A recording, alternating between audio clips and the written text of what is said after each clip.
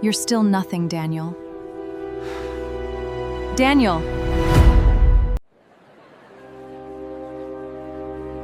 That's a strange thing to say to one of my best employees.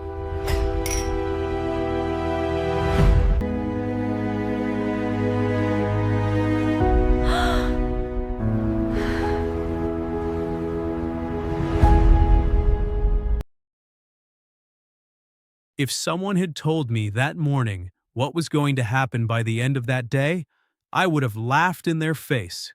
By midnight, my whole world had flipped upside down, and it all started with one sentence from a woman I used to love. "You're still nothing, Daniel." That's what she said. In front of my coworkers, in front of strangers, in front of everyone. My name is Daniel Reed. I'm 28 years old, and back then, I worked as a low-level assistant at a company called Carter & Wells. It's a finance firm. Big building, glass walls, important people in expensive suits. And me, somewhere at the bottom, fixing other people's mistakes for a paycheck that barely covered rent. I wasn't rich. I never had been. Growing up, my mom worked 2 jobs just to keep the lights on. So I learned early that nice things weren't for people like us. I just worked. Quiet, steady, head down. For 2 years, I dated a woman named Claire. In the beginning, she said she loved that I was different from the guys she usually dated. No ego, no flashy car, just me. But that stopped being enough for her. She started talking more about money, about status, about where we were going in life. One night she looked at me and said, "Daniel, I can't build a future with someone who's still stuck at entry level." A month later, she left. And 3 weeks after that, she was dating someone new. His name was Marcus. Marcus Hale, son of one of the senior partners at my own company. Yeah, small world, painful world. I tried to avoid them. The office was big enough that I usually could, but some places you can't avoid. One of those places was the company's annual gala. Every year, Carter & Wells throws a huge event for investors, clients, and board members. As a junior assistant, I wasn't invited as a guest. I was there to work, setting up screens, checking the guest list, making sure nothing went wrong before the partners arrived. I told myself it would be fine, just another night of being invisible. I was wrong. About an hour into the event, I was near the side hallway, double-checking some name cards, when I heard her voice. "Daniel?" I turned around, and there was Claire, in a dress that probably cost more than my monthly salary, standing next to Marcus, who had his arm around her like she was a trophy he'd just won. "Wow," she said, looking me up and down. "You're working here tonight?" "Yeah," I said, "just helping out." She smiled.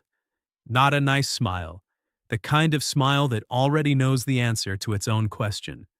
"Of course you are," she said. "Some things don't change." Marcus chuckled, not even trying to hide it. I should have just walked away right there. But Claire wasn't done. "You know," she said, "I actually used to feel guilty about leaving you. I thought maybe I was being harsh. But seeing you here, like this," she glanced down at the lanyard around my neck, "I think I made the right call." Marcus leaned in and said, "No offense, man, but some people are built to work behind the scenes, and some people are built for the front row." I felt my face get hot. My hands were shaking a little, but I kept my voice steady. "Good to see you, Claire," I said, and turned to leave. That's when she said it, loud enough for the people walking past to hear. "You're still nothing, Daniel." Everything around me went quiet for a second. The music, the voices, all of it just faded out, and all I could hear was that sentence, repeating in my head, "You're still nothing." Then, behind me, A calm voice spoke. "That's a strange thing to say to one of my best employees." I turned around, and my stomach dropped. It was Diane Carter, the CEO of the entire company, the woman whose name was literally on the building. I had spoken to her maybe 3 times in 2 years. She was known for being sharp, serious, and almost impossible to read. People got nervous just being in the same elevator as her. She was standing a few feet away in a dark green dress, holding a glass of wine, looking directly at Claire. Claire's face went pale. "I'm so sorry. I didn't realize." "Clearly," Diane said. She walked over and stood next to me, close, on purpose. "Daniel," she said, "didn't you help fix the Lansing account last month, the one that almost fell apart?" I blinked. Yes, that was me." "That's what I thought," she said. She turned to Marcus. "Do you know how much that account is worth to this company?" Marcus opened his mouth, but nothing came out. Diane looked back at Claire. "He's not nothing. He's one of the reasons this company is still making money. Maybe next time, do a little research before you decide who's beneath you." The hallway was dead silent. Then Diane turned to me and said, "Walk with me." I just stood there for a second, completely frozen. "Now, Daniel." I walked. We went straight into the main ballroom, and people noticed immediately. The CEO walking in with a junior assistant beside her, like it was the most normal thing in the world. I could feel eyes on us from every direction. My badge suddenly felt like it was glowing. She led me to the front table, her table, with senior partners and major investors. A waiter pulled out a chair, and Diane sat down like nothing unusual had happened. Then she looked at the empty seat next to her. "Sit, Daniel." A few minutes later, Marcus and Claire walked into the ballroom too, and took seats a few tables away. Claire kept glancing over at me, not with anger, with confusion, like she couldn't process what she was seeing. During dinner, Diane brought me into conversations with the investors, not in a fake way, in a real way. Daniel caught an error in the Lansing report that saved us a 6-figure mistake, she told one investor. "He's been quietly handling more responsibility than his title suggests," she told another. Each time, people looked at me differently, like they were seeing me for the first time. Then, near the end of the night, one of the senior partners, Marcus's father, stood up to give a toast. He thanked everyone, talked about the company's growth, and then, with a smile, said, "And it looks like we have a bit of a surprise tonight." Diane seems to have found herself a new dinner companion. A few people laughed. Diane didn't laugh. She stood up slowly, holding her glass. "Since we're talking about surprises," she said, "I actually do have one." The room went quiet. She looked directly at me. "Daniel Reed is being promoted. Starting next month, he'll be joining the strategic planning team, working directly under me." I couldn't breathe. "He's shown more judgment, more discipline, and more integrity than people who've been here twice as long," she continued. "And to be clear, this has nothing to do with tonight. This decision was made last week. Tonight just reminded me how overdue it was." No one laughed now. Marcus stared at his plate. His father's smile completely disappeared. Diane sat back down like she had just made a normal business announcement, like it was nothing. But it wasn't nothing to me. After dinner, I stepped outside to the balcony to clear my head. The city was glowing below, and I just stood there, gripping the railing, trying to understand what had just happened to my life in the span of 1 hour. A few minutes later, the door opened behind me. It was Diane. She walked over and stood beside me, not saying anything for a while. Finally, I asked, "Why did you do that?" She looked out at the city. because what she said was wrong, and because I know what it feels like to have people decide your worth before they even know your name. You, I said, you're the CEO. People respect you. She gave a small laugh, but it wasn't a happy one. Now, yes, but when I started, people called me the assistant who got lucky. For years, even after I'd built half of this company from the ground up, I didn't know what to say. People who need to make others feel small, she said, are usually scared of being outworked by them. I looked down. I didn't even know what to say back there. You didn't need to, she said. I said it for you. I laughed, quiet and a little surprised. Then I noticed how close she was standing. The noise from inside felt far away. Daniel, she said, do you still have feelings for her? I looked through the glass doors. Claire was standing near the bar, alone, looking smaller than I'd ever seen her. No, I said. Honestly, I don't think I have for a while. Diane studied my face for a second. Good. Why good? She hesitated. For the first time all night, she looked unsure of herself. Because, she said, I'm about to do something that's probably a terrible idea. What's that? She didn't answer with words.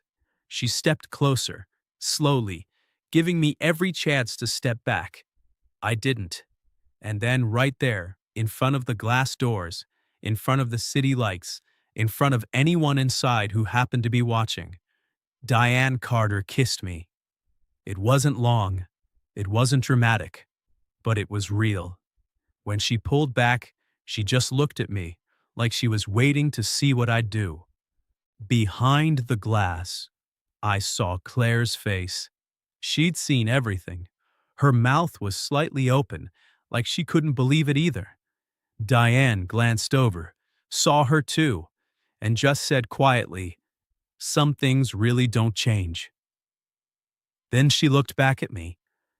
I should probably go back inside before people start asking questions. Probably, I said. She smiled, just a little. See you Monday, Daniel, in your new office. And then she walked back inside, leaving me standing there, completely stunned, completely awake, and for the first time in a long time, not feeling like nothing at all. The next morning, half the office already knew something happened. Nobody knew exactly what, but they knew something.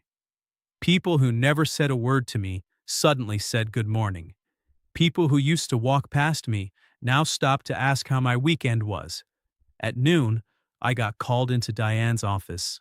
I walked in carefully, half expecting her to act like the night before never happened. Like maybe it was a mistake she wanted to forget. She was standing by the window, arms crossed, looking calm as ever. "Close the door," she said. I did. "About last night," she started. "You don't have to explain anything," I said quickly. "I get it. It's complicated. You're my boss. People will talk." "Daniel." I stopped. "I'm not apologizing," she said. "I just want to know if you regret it." "No," I said, fast, maybe too fast. Something in her face changed, just slightly. "Good," she said, "because I don't either." We stood there for a second, neither of us really knowing what to say next. "This is going to be complicated," she finally said. "I know. People are going to talk. I know that too. And if it goes badly, it could be messy, for both of us." I nodded. "I know all of that." "Then why are you still standing here?" she asked, almost smiling. "Because for the first time in years," I said, "someone looked at me and saw more than what I had, or didn't have."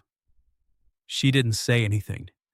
She just looked at me for a long moment, and then quietly she laughed. Soft, surprised, almost shy, in a way I never imagined the CDO of this company could be. 3 weeks later, Claire showed up at the office again. Not for me. She was there with markets for some meeting, but she saw me in the strategic planning room, sitting at the table, going through real reports, in real meetings, with people who used to barely notice I existed. After the meeting, she found me near the elevator. "Daniel," she said. I turned. "I heard about the promotion. Congratulations." "Thanks." She looked down. "I was harsh that night. More than harsh." "Yeah," I said. "You were. I think I confused having money with having value. And I think I was wrong about a lot of things." I said, "I hope things go well for you, Claire." Her eyes looked a little glassy. "Did you find what you were looking for? With her?" I glanced across the office. Through the glass wall, I saw Diane talking with two board members. She looked up, caught my eye for just a second, and gave me the smallest smile. "Private, just for me." "Yeah," I said. "I think I did." Claire nodded slowly. The elevator doors opened. As she stepped inside, she said, "I'm sorry I didn't see that in you back then." And then the doors closed. Months later, things between Diane and me were still complicated in the best way. There were rules, boundaries, a few awkward HR conversations. People still talked. But one night we went back to that same restaurant from the gala. No event, no crowd, just the two of us. She looked at me across the table and said, "You seem different lately." "I am different," I said. "How so?" I thought about it for a second. I used to think being poor meant being worthless, like my value depended on what I had. And now? Now I think the people who really matter, I said, are the ones who see you before you have anything to show for yourself. She smiled, and for a second, under those warm restaurant lights, everything from that night at the gala finally made sense. Claire called me nothing because all she ever looked at was what I didn't have. Diane saw something completely different, and she wasn't afraid to show it, even when the whole room was watching. And honestly, that changed everything.